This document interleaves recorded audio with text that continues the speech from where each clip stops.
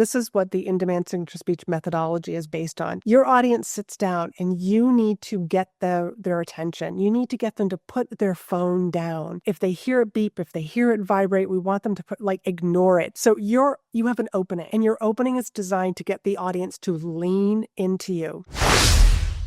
Welcome to the Expert in You podcast, the show for professional entrepreneurs, experts, authors, speakers, coaches, and consultants who are ready to elevate their business, expand their influence, and boost their bank accounts. Join us as we dive deep with industry-leading experts who share their top strategies, invaluable insights, practical tips, and personal experiences to help you achieve extraordinary growth and success. Whether you're looking to sharpen your skills, stay ahead of the curve, or find that competitive edge, this podcast is your ultimate resource for unlocking your full potential. So tune in, get inspired, grab your coffee, and let's unlock the expert in you. Hey everyone, welcome back to another episode of Expert in You podcast. I'm your host, Ann Carden, and wow, do I have a guest with me today, Laurie-Ann Murabito. It is so great to have you in the house. I am so excited to hang out with you for this time period and just have a conversation. Every time I speak with you, it is just so wonderful. Oh, well, bless you. Thank you so much. It feels like it's been forever. We've been trying to get on here together. You're busy, I'm busy, and we get on and we're like, we missed it, we're fine. So I love it. So just in case you don't know Laurie-Ann, which I would be shocked if you didn't, if you're out there in the online world and Facebook land and LinkedIn, but she is a speaker, advisor, and strategist. And we're going to dive into kind of all things speaking today and kind of peek behind the curtain. So she's going to share with you exactly what she does, who she serves, and then we're going to dive a little bit into her story, and then we're going to talk some real strategy and some juicy stuff. So stay with us. All right, Laurie-Ann. So tell us exactly what you do in 2 sentences and who you love to work with. In 2 sentences, I work with coaches, consultants, small business owners, and I show them and teach them how to leverage public speaking opportunities as their best form of marketing because it positions them as the expert, attracts their ideal client, and why not monetize your story at the same time? Absolutely. I see so many people out there, Laurie-Ann, that are out there speaking, but they have nothing on the back end to sell. I'm like, what are you thinking? You're leaving a fortune on the table. Right. Yes, exactly. And I always tell people, there has to be you don't just speak for the sake of speaking. Okay. There has to be a call to action at the end. There has to be something in it for the audience. That's exactly what meeting planners want, or coaches that bring you into their private community. They're not just looking for somebody to, come in and share an inspiring storytelling hour. Right.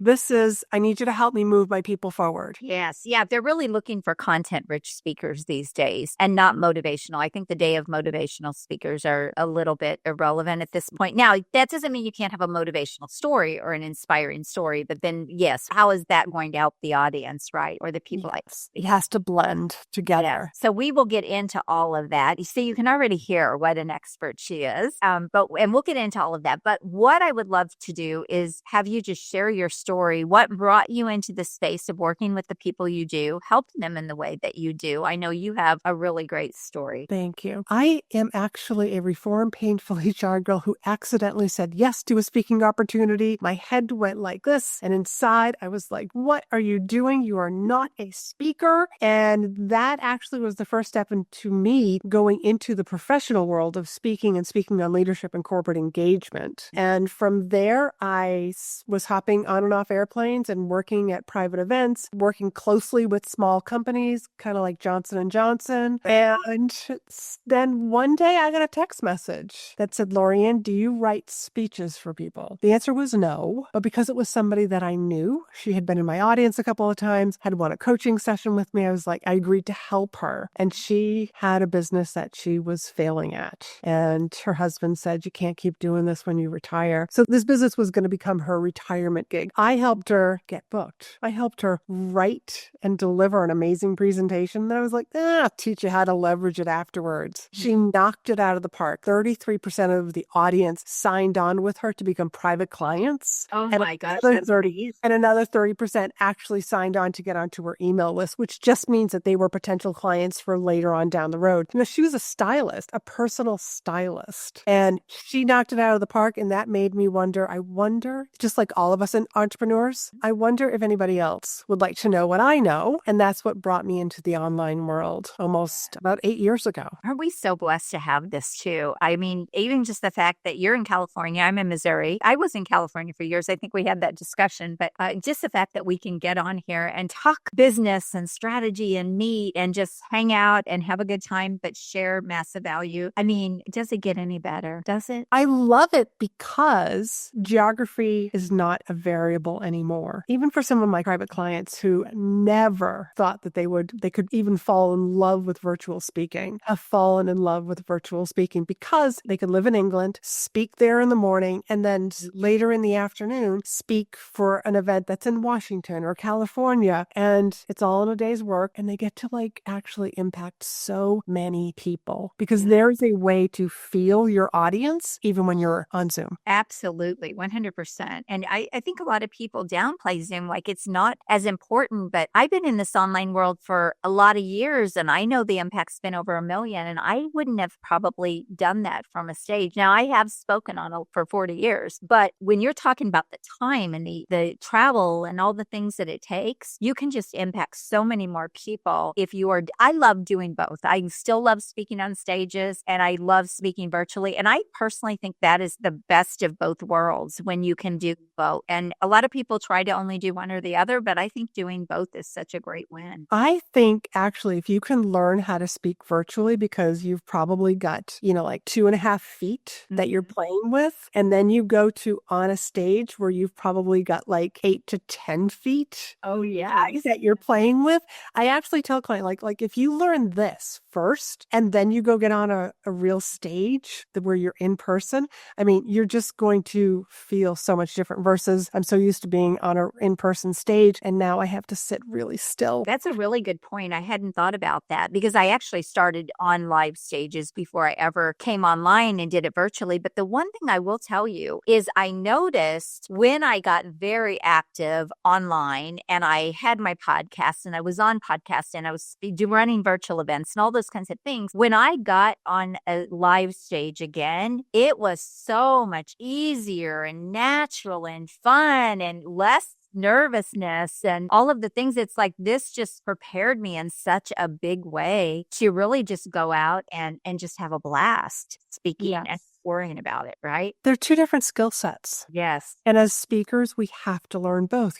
I'm like you, came from the physical stage, the in-person events, and then came into the online world. And, life got a little interesting a few years ago. And we had to just learn about the pandemic. Yes. A lot of people online. Yes, it really did. And the beautiful thing about, the pandemic is that there were people who could not attend events. And events are now really catered to the in-person audience along with the virtual audience. And I actually have a friend who did virtual audiences way before we needed to. And I actually was part of his virtual audience. This was back in 2015. And just to see how he incorporated his virtual audience, which is now so standard. But there are people there are stay-at-home moms, but even just people who have children or family or parents that they care for it. They can't just jump on an airplane and be gone for 3 to 4 days. Being able to attend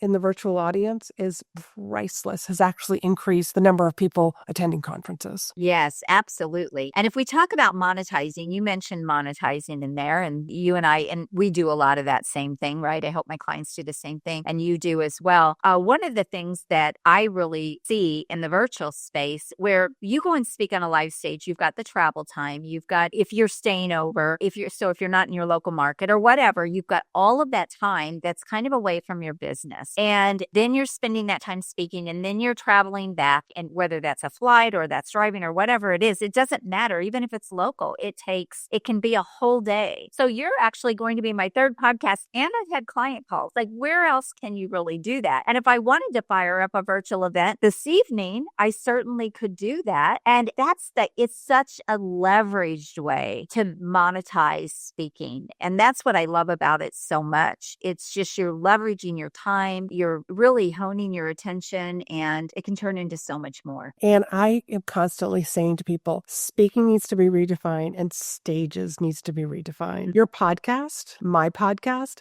these are our stages. Hosting our own event, that's a stage. Me coming onto your stage to help you out with what I call OPA, other people's audiences. Right. There are so many stages. And I actually share with people, there's over 30 different stages in my book. Yeah. When I start listing them out, I actually did an entire podcast episode on that, because people need to find their own, whether you're building your own stage, you find the stage that works with your business model, your personality type, and your lifestyle. But here's the thing. You can do multiple, which is what's exciting about it, right? Yes. Yes. I am all for the, how many stages can I have? Exactly. Yes. For me, this is my main way. Podcasts, virtual events, that is my main way to grow my business and build my business. And I know it is for you. And I know you also teach that. I also teach that. And so, for people to not be really taking advantage of this and honing those skills, they're just missing such an opportunity. Huge. I'll just share some numbers for all the people who love numbers out in the I love numbers. There are 20,000 speaking opportunities on average that happen every single day globally. That's amazing. 20,000. Now, an event, you ever go to any conference that had 6 or 7 breakout sessions? So 6 or 7 different speakers on the same hour? Yeah, that event just counts as one. Oh, so it's 20,000 separate 20,000 events, not 20,000 speakers. So here in the US, that number is actually 7,500. But this number comes from MPI, Meeting Planners International. And this was a study that they did, and it's based on conference rooms that are being rented. So you and I doing this doesn't count as that 20,000. That's amazing. You hosting your own event, that doesn't count part of that 20,000.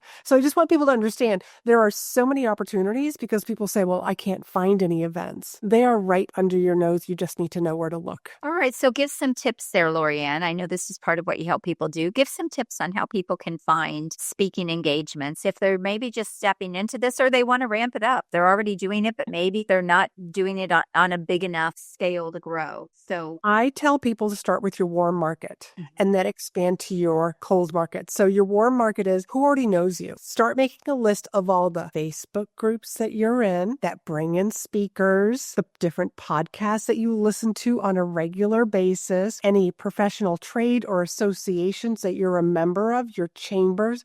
List all of these things that you regularly attend, even yearly conferences. And then I want you to go and check off who brings in speakers. Whether are they part of the group? Are they outside speakers? Because that's the sort of information that you're going to need to know. So that's your warm market. These people already know you and they already love you. And if you just ask them, and this is how you ask, you don't say, hey, when can you book me to speak? Because nothing pushes people away. So what you say is, hey, I've been a member here at this association for the past 3 years, and I noticed that we bring in these amazing speakers quarterly. What is the process for bringing in speakers? that's gold, everyone. People pay her for that. You are just opening this is what I call it. You are opening the door to the conversation. People will tell you how they do this. And then you can say, and then you just follow up. I will reach out to that person and have a conversation with them. I love speaking at associations. I think it's such an easy way to get out there and get right in front of the people you want to get in front of. And in associations, they're paying to be there. So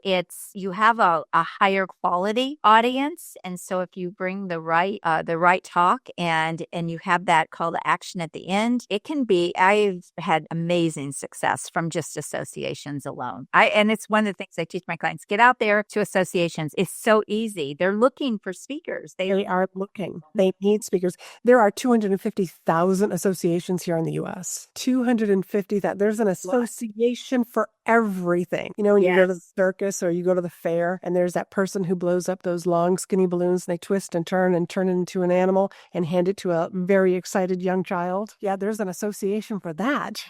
Wow, for balloon blowing up. There is. It's animal balloon. Yeah, animal balloonists. Isn't that crazy? One of my clients speaks for real estate. There are 134 different associations under the real estate umbrella. So there's an association for everything. It's just a matter of finding your people, the right associations for you to speak at. Let's talk about the business growth side or the monetizing side. One of the things I know you used to speak as a paid speaker. You've done a lot of that. Most of my speaking, I have been paid as a speaker, but most of my speaking was always done to grow my businesses that I was in because I found that was more lucrative than getting paid. I'm like, you just keep your fee. Let me kind of make a soft pitch at the end, right? Or people would be lined up to talk to me at the back of the room and I'd be like, let's book a call. And I always found that to be so much more lucrative than getting paid as a speaker. And yet a lot of people want to get paid as a speaker and they kind of feel like that's the play. I would love to hear your take on that. See if we're on the same page here. We are, is the short answer. And coming from the professional world where I was speaking, essentially like that was my revenue. And, you know, when I was paid 5 figures for keynotes, but I would also still secretly, silently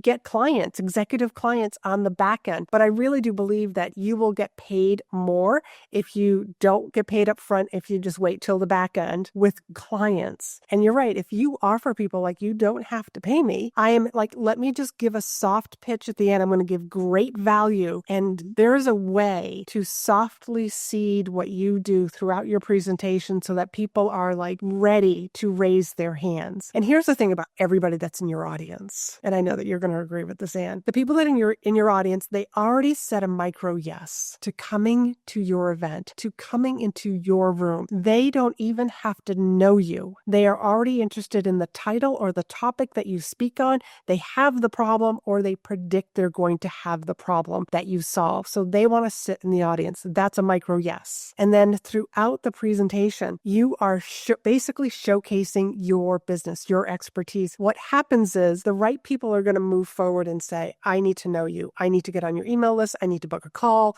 I'm coming forward. Everybody else who doesn't say yes right then and there, they become referral agents for you. So the next time somebody says, God, I wish I just got booked to speak at an event, I don't know what to do. Oh, I heard this woman on this podcast at this conference, and now they're referring you. And those referral agents later on, they're going to become clients also. Like there's that potential also. I love that. That's so true. So what would you say to somebody that they're out there speaking on a stage and you're saying to seed? And I learned that many, many years ago, how to seed, right? But I would love to hear Laurie-Ann's version. Like give us a snippet of what that looks like in a presentation. I've already did it a couple of times, actually, several times. Did you know this? Yeah. I did an entire podcast on this 30 different stages. That happens to be episode 306, by the way. I've mentioned private clients. You know, my program is in-demand signature speech. I don't think I necessarily mentioned that, but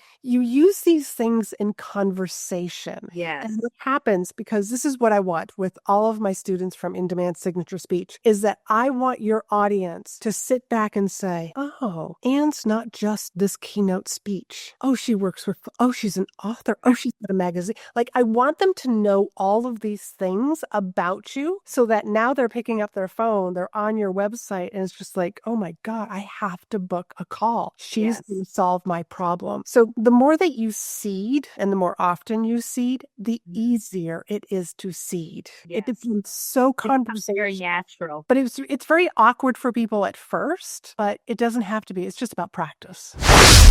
Hi, friend. I have an exciting announcement.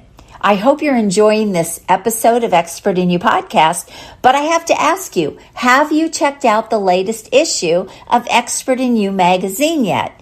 It's jam-packed with rich content, powerful strategies, inspiring stories, and so much more to help you elevate your business and personal growth. Don't miss out. Go grab your digital copy now and join our community of experts making a difference every day. Go to expertinyoumagazine.com and check out your digital copy today. Transform your expertise into success with Expert in You magazine. It's not just a publication, it is a movement.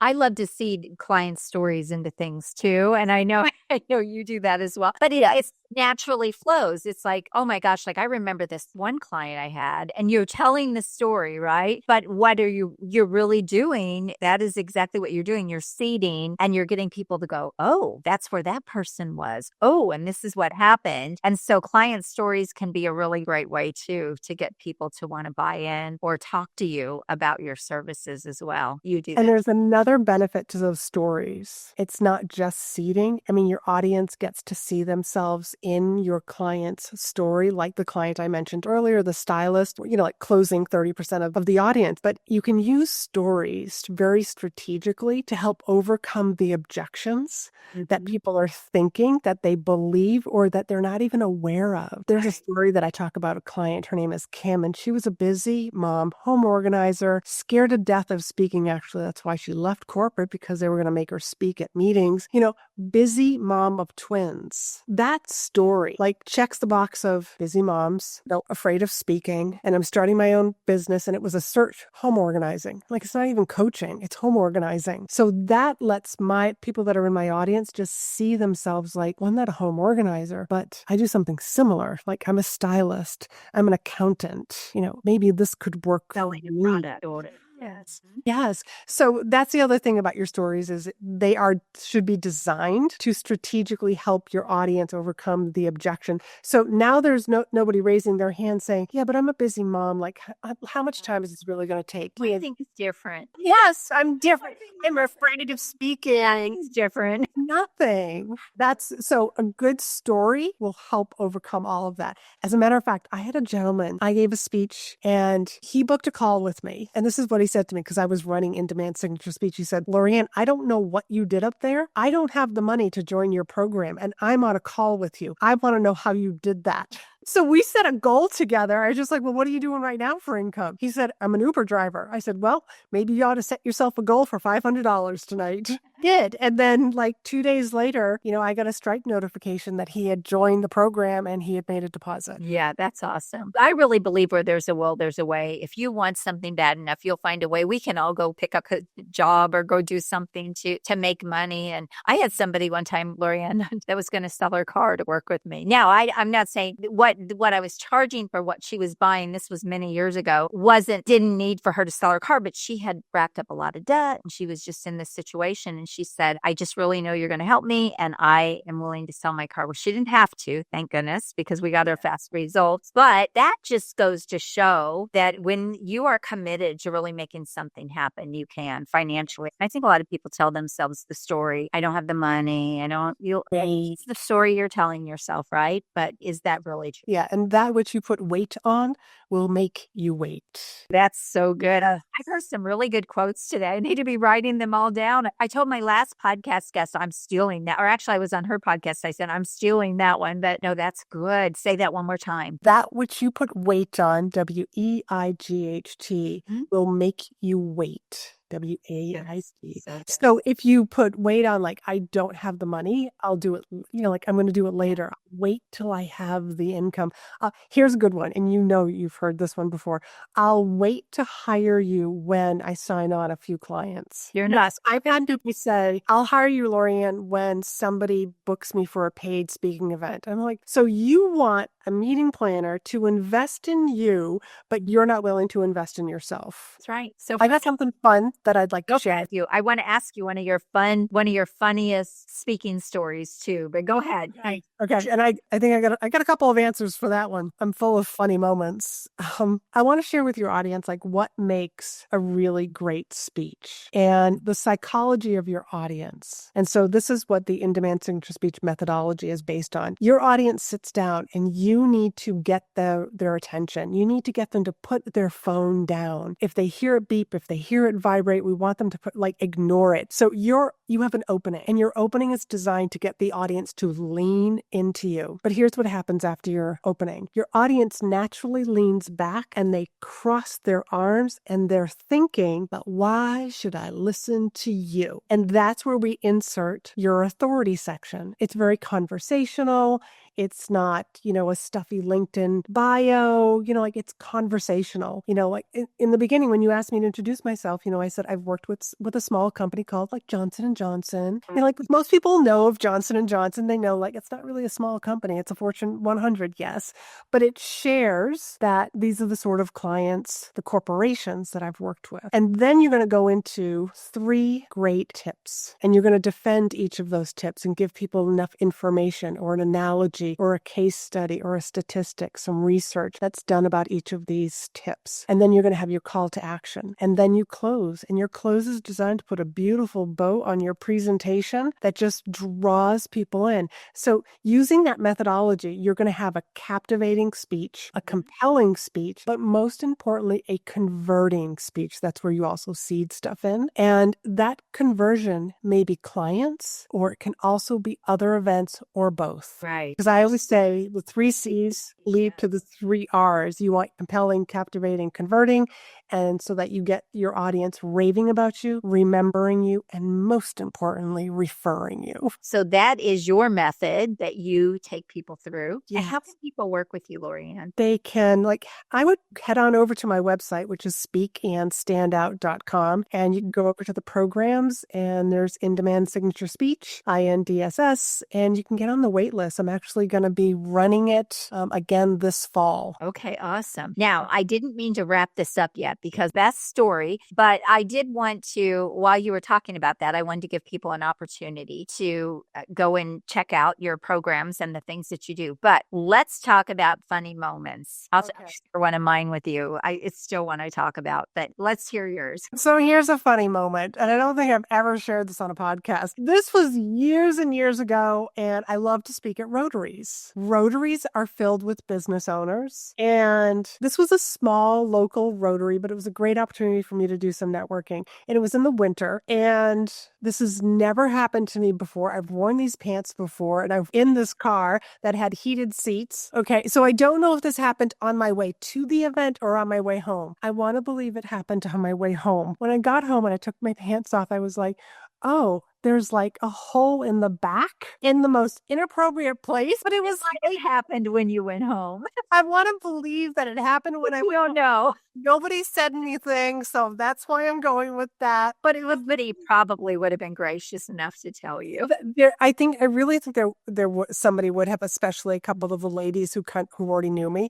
But it was this hole was the seat melted, the pants, and that's why I said I've worn these pants before. I've used my heated seats before. I don't know what happened, but I looked at her just oh dear God, that would be one of my funnier moments, and I just threw them away. You can laugh about it now. You're probably devastated back then. Well, I think it depends on how much self-work you have done. That's you're just okay, no. we'll just throw this away. We'll just forget about that and never turn the heated seats on when you're driving someplace. That one, and I think another funny moment that the whole audience did laugh was I was giving a leadership keynote to an association, and I can be known for taking questions while I'm giving the keynote. And I was in the audience and somebody asked me a question and I answered, and then I completely forgot what I had been talking about beforehand. And I literally put my hand on my hip, turned down to the woman that was closest to me and said, what was I talking about? And everybody laughed, but they laughed not because, haha, she forgot her next line. They were just saying, they actually think it's part of the show. And just those extra seconds, I remembered exactly where I was and then picked it up and moved on. So I share that story because I want people to understand, sometimes you can just be so real. The audience doesn't know what you didn't tell them. And they didn't know, is it really true that she forgot what she was going to say? Or is it just part of the show? They just are so happy to be there if you are enjoying yourself. And I also tell that story because that's a big fear of people's what if I forget what I'm going to forget? Right. But give yourself just that couple of seconds. That's where you can just take a breath in, you pause, you can take a sip of water, and chances are you are going to remember what you were going to say next. So those would be funny moments. What's yours? That's funny. Okay, so this was many, many years ago, but I was speaking at a chamber and there were about 400 people. Well, I was talking about business and marketing. And at a chamber, you have people like the fire chief, school board president, right? And the hospital, right? They don't care about business or marketing. They're there. And I'll never forget, it was a lunch thing too, right? So everybody gets a little bit sleepy after lunch. So I'm talking and most people are like taking notes and I'm like, okay, this is landing. This is feeling really good. And I look out and the fire chief he was a really big, heavy set guy anyway.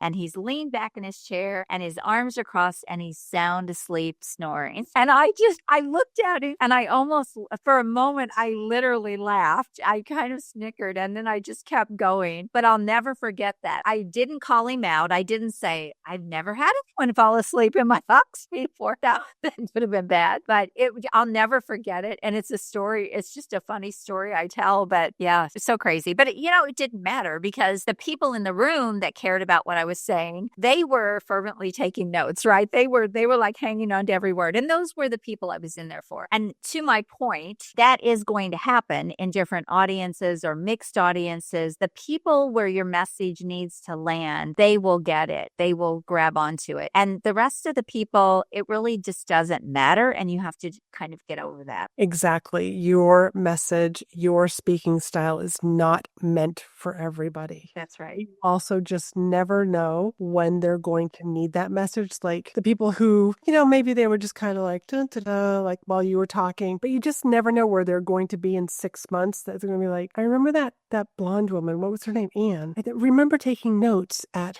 her event. And then they're going to go back and find their notes. You just never know. Like our entire speech, we're planting seeds. Yes. To help people be better, to impact more, to just bring out the best version of themselves. And it's not about you. And this is something we didn't bring up, but it is something that I share with my clients. When you're all nervous and you're so worried, you're making it too much about you and not about people that you're there to serve and the people that you're there to impact. And just making that shift in how you show up will make all the difference in how you deliver as well, because you'll have more fun. You'll be more relaxed. You'll be like, this is about you. I want to make sure I get everything out that you need to hear, right? That's going to help you. And you've mentioned like having fun. And I just want to highlight that for a moment because we as humans have something called mirror neurons. So they see you having fun and then it becomes fun for them. Like you're smiling, you're laughing, your audience is going to smile and laugh,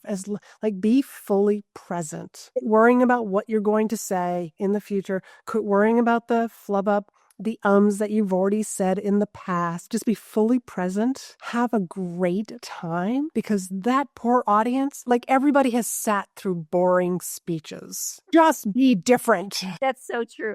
Laurie-Ann, do you build any humor it deliberately into your talks? Are you naturally a funny person? I don't think I'm naturally funny, but I try to be. Wait a minute. I think I'm funny. Nobody else thinks I'm funny. I am naturally sarcastic, so I've got a little bit of that kind of humor going on. That's sass. And yeah, so that's the sort of humor that I will use. But I will tell you that the more they laugh, this is what we say in the speaking world, the more they laugh, the more money you make. So you want to make them laugh. And if you can make them laugh in the beginning, it actually brings down that barrier of defensiveness and it opens up people to actually learning. And all humor is our brains are very predictive. Here's my neuroscience geekiness. Our brains are very predictive and we constantly are trying to figure out like what's 2 steps ahead of us. And so humor is the brain has predicted what you're going to say, but you've actually, the humorist, the speaker, takes a sharp right-hand turn. That's the funny.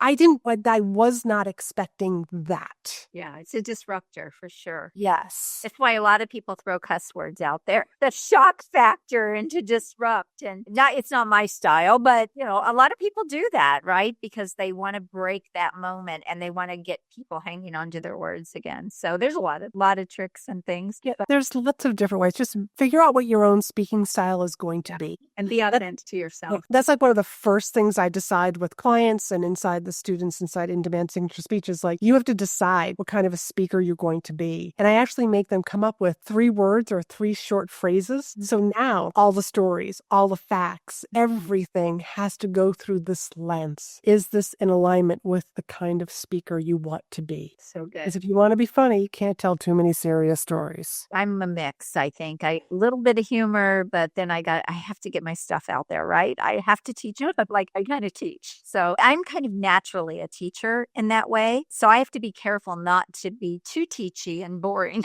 But you have to really realize how you do things and how it's going to land or how it's going to work with other people when they're listening. Yeah. The all education, no fun tips or no audience engagement is what I call the college professor. Yes. Yeah. But I see like one of your styles is definitely educational, but I also see inspirational. Like you can be educational and inspiring because you are a walking example of you can do this too. This has been such a fun conversation. I could talk speaking stuff all day long. We're both speakers, right? Yes. We both have a podcast, so there's that. It's a natural thing for us, but so many good things we can go into. So Laurie-Ann, we're going to put your website and everything in the show notes so people can reach out to you. Do you have anything that you want them to opt in for? Any kind of giveaway that you want to get them on your list? Well, here's what I'll offer. If you go to speakandstandout.com, that will take you to my podcast, your favorite social, and all of my lead magnets are somewhere on that website. But if you just listen to the podcast, the episodes that speak to you, there's usually, I'm going to mention one of the different lead magnets that I have. So I'll just leave that. If you want to keep learning about speaking, I would definitely go listen to my podcast. And the warning I will give about my podcast, which is what I've heard from many people, is it's very bingeable. And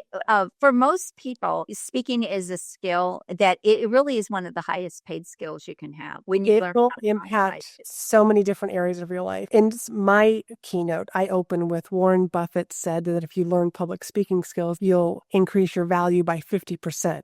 I believe that if you learn public speaking skills, it will increase your bottom line by 87%. So good. I know it's been so huge for me growing businesses through the years, and it's why I'm such a fan of it. But yeah, I love this. This has been so fun. Thank you for being my guest and sharing your expertise. And go check out Laurie-Ann. She's fun to follow on social. She's just such a beautiful person. You can tell that inside and out. And she's a great professional. She is truly an expert at what she does. So I highly recommend her and her programs. And thank you so much for being here. Thank you so much, Ann, for the invite. I really enjoyed this conversation. Same here. All right, everyone. I want to thank you for being here. Make sure you share this episode. And we always say sharing is caring. We're trying to get it up in the rankings to the top 1%. It's climbing, but we have some work to do. So get it out there.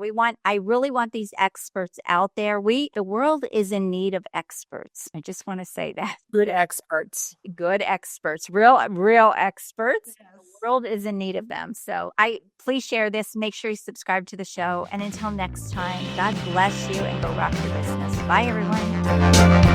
The content of this podcast is for informational and educational purposes only.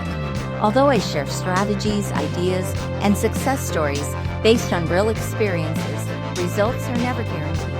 Every business is unique, and outcomes depend on individual effort, market conditions, and many other factors. By listening, you agree that I and my guests are not responsible for your results or actions based on the content shared. Thank you for tuning in today. If you're as excited as I am about scaling up your influence, business, and bank account, then I have just the thing for you. But first, make sure you subscribe to the show.